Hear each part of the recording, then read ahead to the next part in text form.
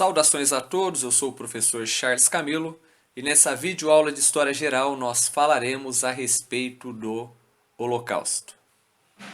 Eu desejo a você uma boa aula e bons estudos. Bem, o termo Holocausto significa sacrifício, algo para ser queimado. E quando nós usamos essa designação no contexto da Segunda Guerra Mundial, Holocausto nós estamos nos referindo ao extermínio em massa de cerca de 6 milhões de judeus nos campos de concentração realizado pelo regime nazista de Adolf Hitler na Alemanha durante a Segunda Guerra Mundial.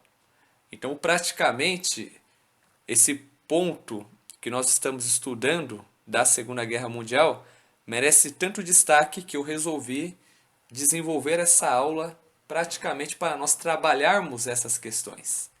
Então, nós temos que entender que o preconceito com o povo judeu praticamente não foi algo criado pelo movimento nazista, criado essencialmente pelo regime de Adolf Hitler. O antissemitismo, o ódio aos judeus, já era presente na Alemanha e em várias regiões da Europa desde os períodos da Idade Média.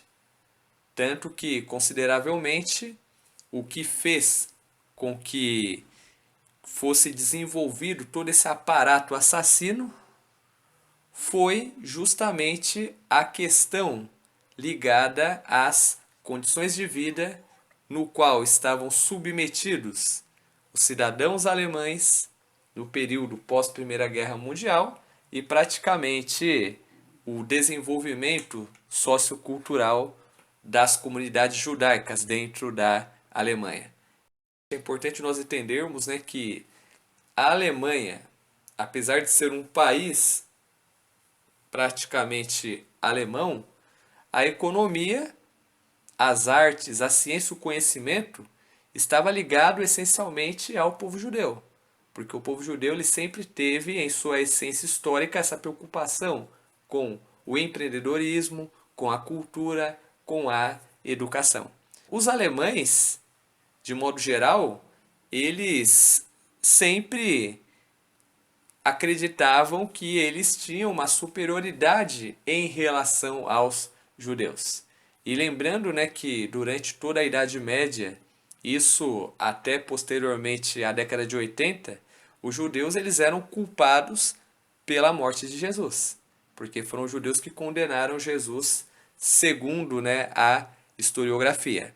Sendo assim, a Igreja Católica durante grande parte da sua existência, isso principalmente a Igreja medieval em si, ela sempre procurou incentivar as matanças em relação aos judeus. Tanto que os padres da Inquisição Católica, eles promoviam os autos da fé. Só que a responsabilidade de culpa sobre o assassinato de Jesus, a condenação de Jesus à morte, ela foi retirada dos judeus pelo Papa João Paulo II, lá na década de 80. Para que nós possamos compreender as coisas, para que nós possamos colocar os pingos nos is, é importante nós entendermos que a postura da Igreja Católica de hoje, do século XXI, a Igreja Católica, a partir do Concílio do Vaticano II, dos anos 60 em diante, tem uma postura completamente diferente da Igreja Católica medieval. Então, eu já estou avisando isso nessa aula para evitar excessos e extremismos. Ok, senhores? Continuando a questão. Os alemães, eles se sentiam praticamente, de certa forma, rancorosos, porque, apesar deles serem maioria, a economia, as finanças, as artes estavam sob controle do povo judeu.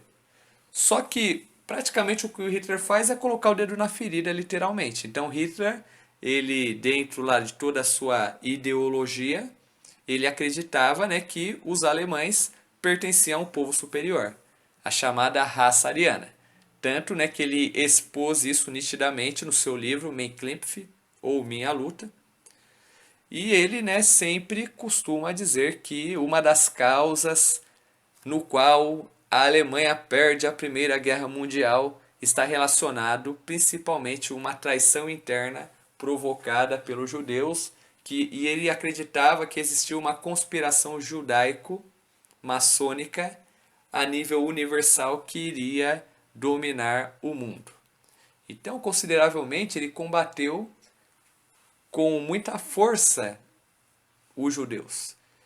E, de certa forma, durante os 6 primeiros anos do nazismo, de 1933 a 1939, o Hitler ele passou a fazer, praticamente do antissemitismo, um código de leis, um sistema totalmente rígido. Então ele criou leis, decretos, regulamentos discriminatórios contra os judeus. Tanto que no ano de 1935 foi assinada a Lei de Nuremberg, que criava a segregação imediata do povo judeu. Por essa lei, os judeus eles eram proibidos de serem atendidos em hospitais. Os estudantes universitários judeus eles foram expulsos das universidades. Eles perderam a cidadania alemã. Eles não podiam trabalhar nas agências governamentais e não podiam se relacionar com alemães, nitidamente. Então, consideravelmente, ele cria todo um aparato repressivo e discriminatório. Essa situação, que já era ruim, torna-se ainda pior com a Segunda Guerra Mundial. Porque, a partir do contexto da Segunda Guerra Mundial, em 1942, foi realizada a chamada Conferência de Wannsee. Essa conferência, os líderes nazistas eles organizaram um projeto denominado Solução Final. Então, a solução final consistia em uma diretriz caracterizada pelo massacre sistemático dos judeus. Tanto que os campos de concentração existentes até o presente momento eram mais ou menos como se fossem ali presídios.